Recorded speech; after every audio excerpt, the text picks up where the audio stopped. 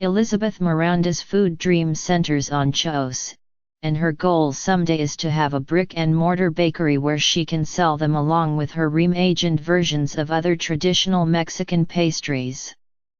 For now, she settles for a stall at one of San Francisco's outdoor markets. Matt Cohen's food dream is the Cubert Cold Prep, a portable, collapsible food preparation stall, 8 feet square, that is delivered to the site, then cleaned and picked up for storage at the end of the day.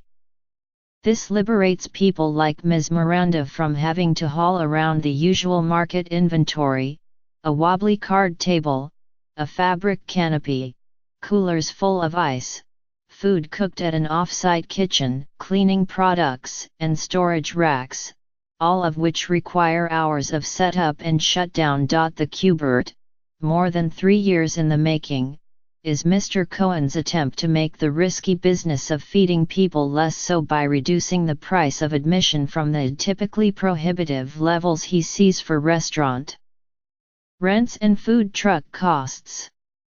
It will debut officially at the Fort Mason Food Market in March, and will rent for a daily fee, yet to be determined, to Bay Area vendors who participate in food markets run by Mr. Cohen's company, Off the Grid. Other vendors will pay a flat daily fee of $500. The base purchase price of the cold prep is $65,000 each for a minimum order of 3, about the price of a new food truck, but with 3 locations, instead of just 1, and none of the maintenance required by a kitchen on wheels. Vendors outside the Bay Area will be able only to buy, not rent, unless there's enough demand for Mr. Cohen to create an additional transportation hub. He has 20 Cuberts ready to go and plans to build the rest to order. With a 6-week lead time, he hopes to have so many orders that 6 weeks quickly becomes a struggle. Mr. Cohen envisions a national network of Cuberts in office lobbies and public plazas, or open spaces in retail malls, any place a vendor might encounter hungry people.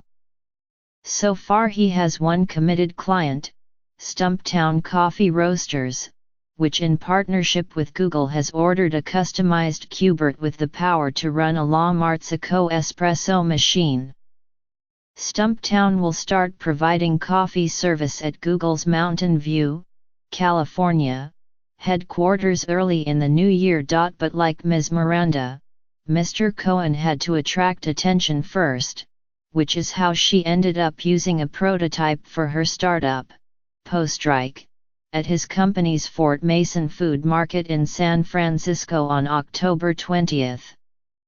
Mr. Cohen, who founded Off the Grid in 2010 to revitalize the city's mobile food scene and stage private and corporate events, will use Fort Mason as a Cubert showroom.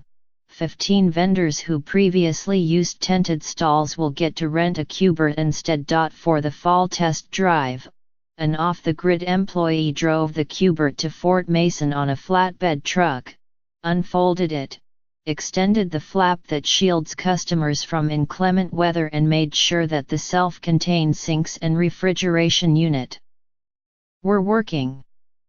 Ms. Miranda, a 26-year-old baker, arrived later that morning with her ingredients in a deep fryer that she connected to the unit's generator. When she was done for the day, she went home.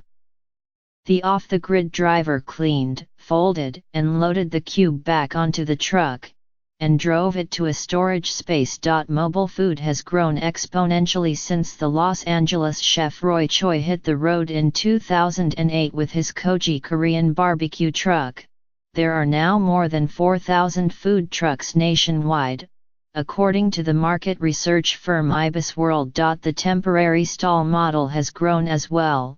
For the last 2 years, Mr. Cohen, who started with 3 markets and now runs 15, with as many as 60 weekly events in the March through October season, has fielded about 350 applications for 8 or 9 open slots at Fort Mason alone. John Feldman, Stumptown's vice president in charge of wholesale accounts, sees potential for growth at sites where specialty coffee couldn't go before.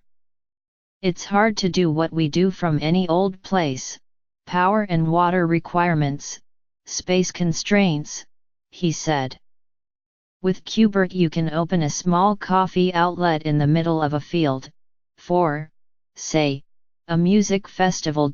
Brian Lewis, Senior Vice President for Retail Development and Curation at Kilroy Realty Corporation in San Diego, plans to install a Cubert in a San Francisco office building early in 2018, to see if it can revive a moribund corner of a ground-floor plaza. He wants to replace a cafe in a Santa Monica, California, property with one as well, betting that the Cubert can give older properties an edge in what he calls an all-out amenities war with our competition.